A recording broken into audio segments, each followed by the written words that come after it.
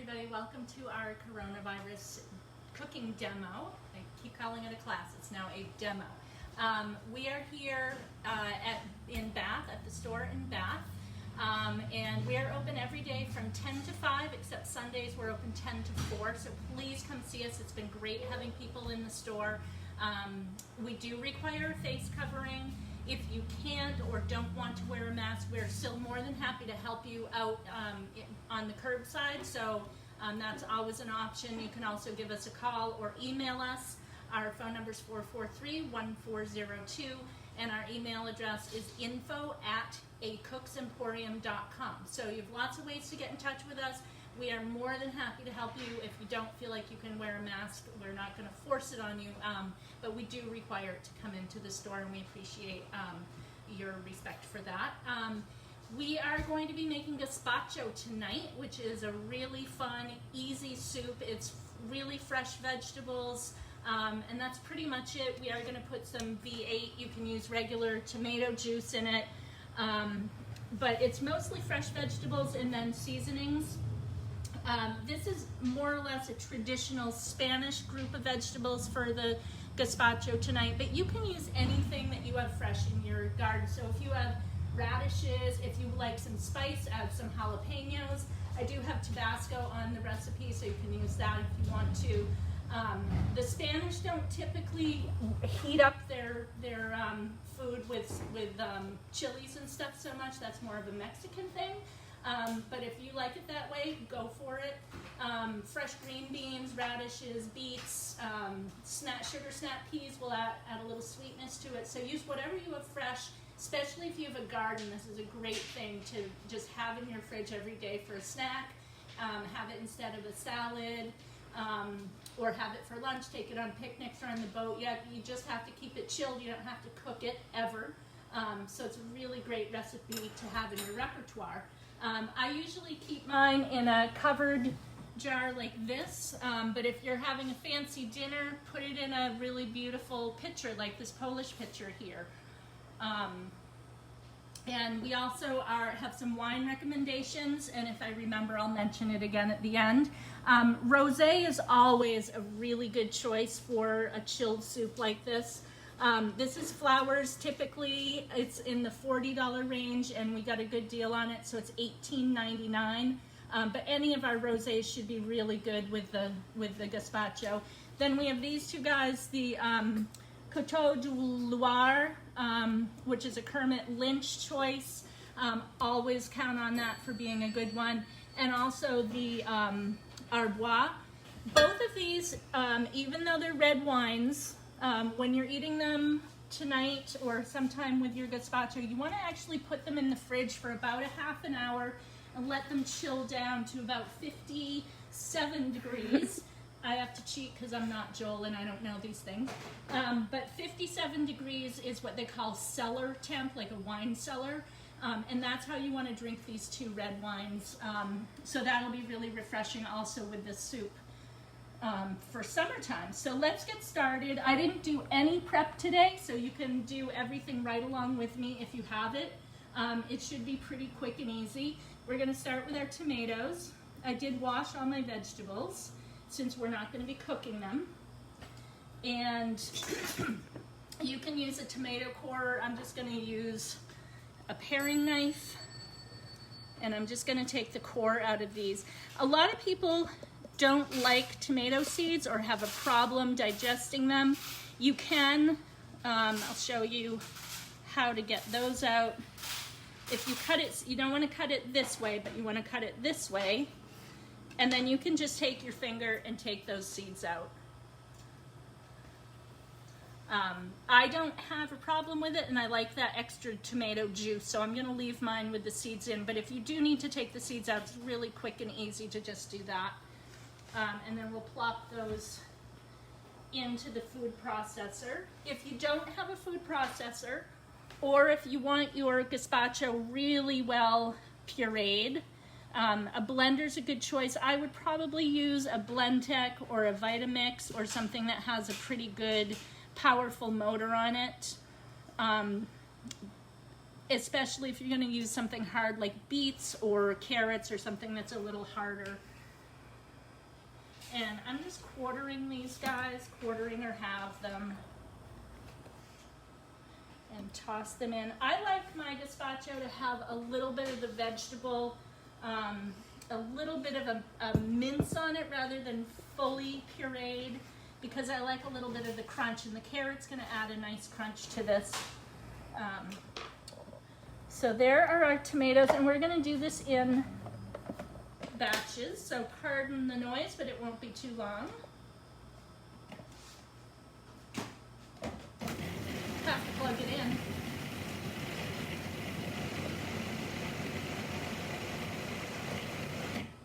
So you can see there's little bit, I'm actually going to do this a little more because there are some kind of big chunks. I'm going to just pulse it, but you can see how juicy that is, and that's what you want for soup, right? You want it to be pretty liquidy.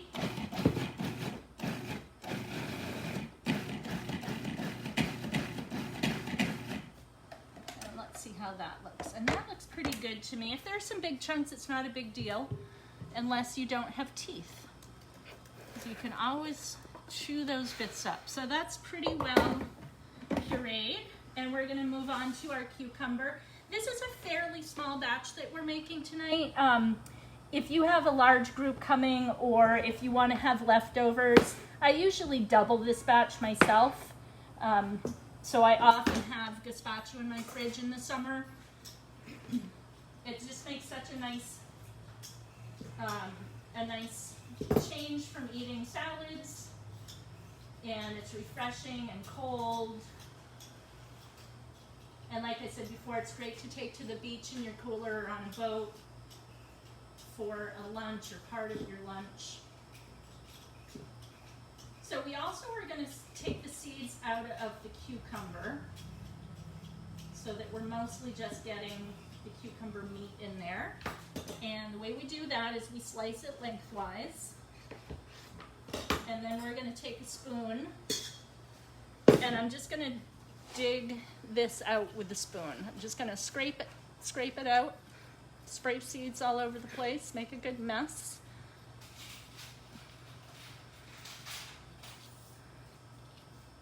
But the seeds are kind of flat, and they don't really puree up too well. So I just want to get rid of those and cut that in half, and I'll do the other one.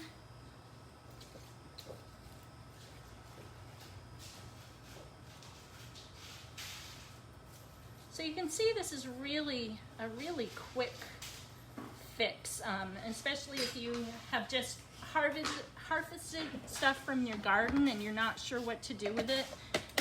Like I said, you don't have to even have tomatoes in it. It's the traditional gazpacho, but you can just make a chilled, raw, fresh veggie soup out of pretty much anything. And we'll puree these up pretty small as well. Do you ever freeze your gazpacho? What's that? Can you ever freeze gazpacho? I wouldn't really freeze gazpacho, I don't think, because it's all fresh. You could certainly try it, but I think it's going to lose some of its je ne sais quoi. It's not going to, I don't think it'll taste as good. It won't taste as fresh, certainly. I don't think it would hurt it at all. But yeah, I don't think I would freeze it. But that's just me, and you can certainly experiment with it if you want to. I like people who experiment with cooking. I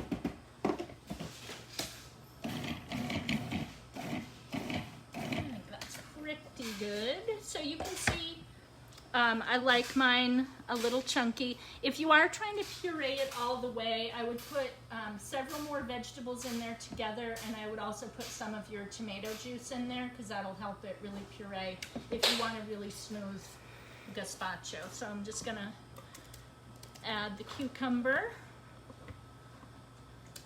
And I know it doesn't look like much yet, but just give it a chance. And pepper. And notice that I'm saving my vegetable refuse. We do compost here. We use Garbage to Garden, so they come pick up our compost once a week. and you can get compost back from them. It is a paid service, but they do a really great job, and you do get some free compost from them. We also do have tabletop or countertop containers for your compost if you want to do it at home. If you have a place to dump it outside.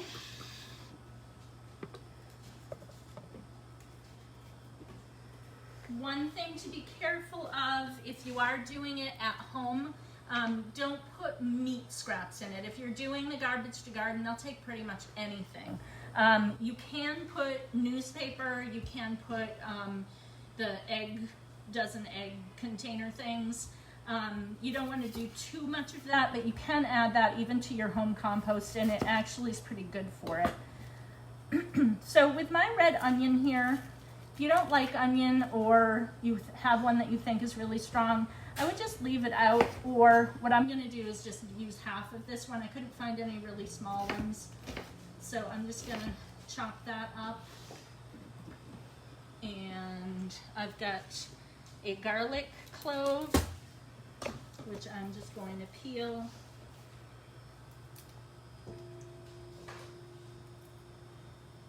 And throw my garlic clove in there. And we've got carrots.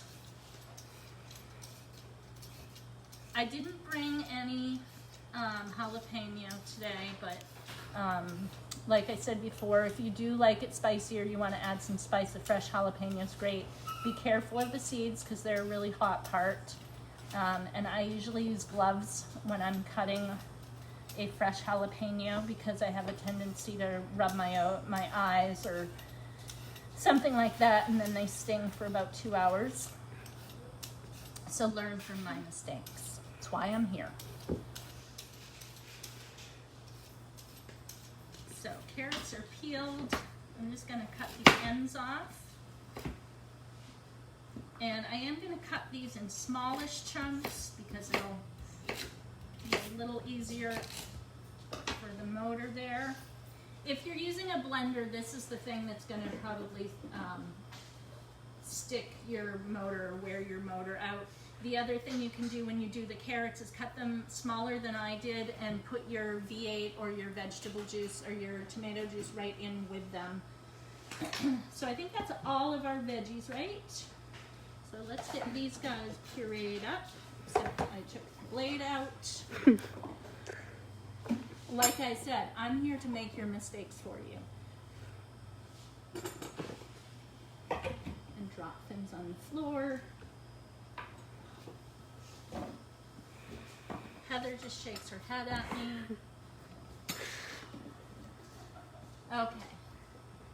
There we go. So that's the last of our veggies.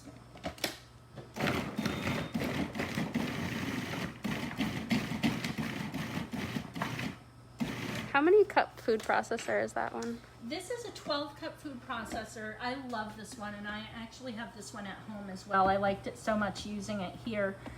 This is from Cuisinart. It comes with the S-blade here for pureeing. It also has the shredding and slicing blades. The other feature that I like about this one is it comes with a smaller bowl. It's a 4-cup bowl. So if you're doing a bunch of different things, it's nice because you don't have to wash your dishes right in between every step. It's also nice for smaller things like pesto, which if you're doing a tiny bit of garlic or something, this might be too big. The blade might not be close enough to the bottom. So that 4-cup extra bowl is really handy. Just fits right inside here. There's a stem for the other blade. The other thing I love about this is there's no twisting and breaking off pieces of the lid. It just slides on and snaps down, and then their little hand, if you want to come over here, there's just the release is just squeezing those 2 buttons, so it just sticks down and releases. It's super easy to use, and you're not, like I said, with the older ones, a lot of times people try to turn it the wrong way, or they turn it when it's in a locked position, they break off the little pieces around the edge. So I just love this one. It's kind of foolproof, as long as you put the blade in when you're supposed to.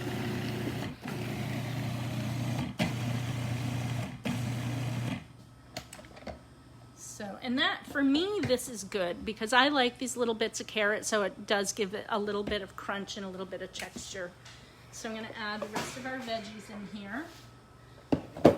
Add it in the right bowl. Just kidding. I'm going to put it in the right bowl, yes. Yeah, knowing me, I would put it in with the compost. Thank you, Heather, for keeping an eye on me. And so that's all going to go in there. So that's the hard work, if you want to call it that. And we've been filming for about 15 minutes, but it did not take me 15 minutes to do this because I've been talking a lot. Let's move this out of the way. So I'm just going to stir this together. So like I said, if you want more tomatoes, or you want more cucumber, you want more onion, you want more carrot, whatever it is that makes you happy, you put it right in there and it'll be good. So that's all mixed together. I'm going to add 2 cups of, I'm using V8, but you can use regular tomato juice. You don't even have to use this if you have a lot. If you use more tomatoes and they're nice and juicy, you don't even need to add this. It just adds a little flavor to it. And about half of that is 2 cups. So you can see it's much more like a soup now all of a sudden. And we are going to add our sherry vinegar. You can use apple cider vinegar, you can use red wine vinegar. Sherry vinegar has The label. a really distinctive flavor, and it just makes it taste more Spanish.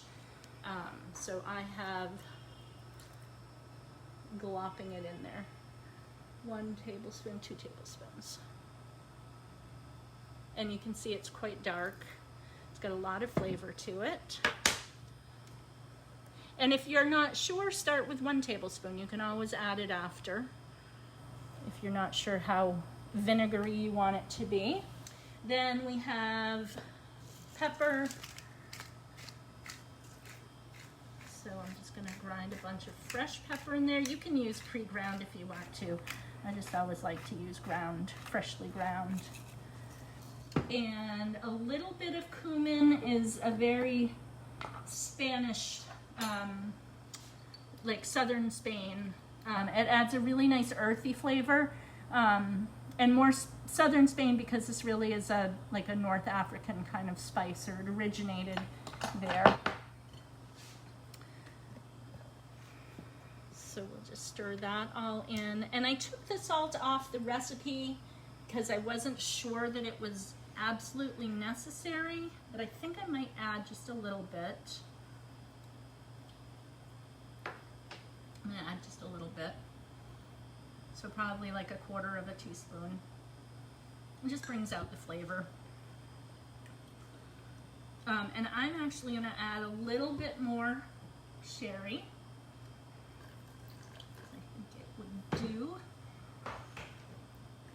I'm not adding the Tabasco,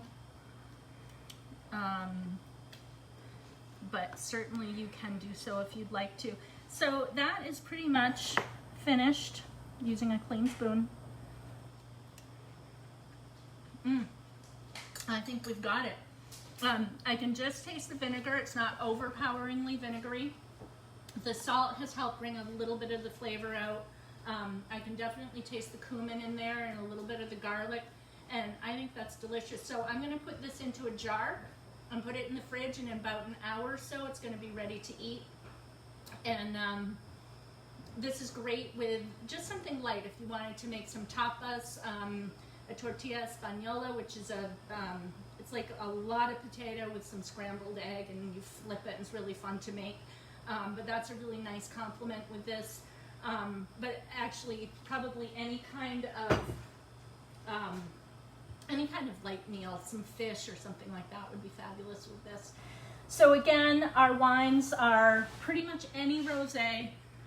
This is a really great one, super deal on this. Normally $40, now $18.99. Either one of these reds here would be super. And again, you just want to chill them a little bit to what we call cellar temp, which is 57 degrees. Don't forget to compost, and don't forget to stop in and see us. It's been really nice having customers in the store again. It's just great to see people walking around and finding what they need on their own instead of us trying to figure out what it is that you need. And just so nice to see friendly faces behind masks, because we do require them. But if you don't want to do that, don't forget that we will still do curbside. The phone number is 443-1402. Our email is info@acook'semporium.com. You can reach us either way. If you come up to the door and you haven't called ahead, we're still happy to help you out with anything that we can. So enjoy your gazpacho and hopefully a nice wine, and have a great evening. Thanks, everybody.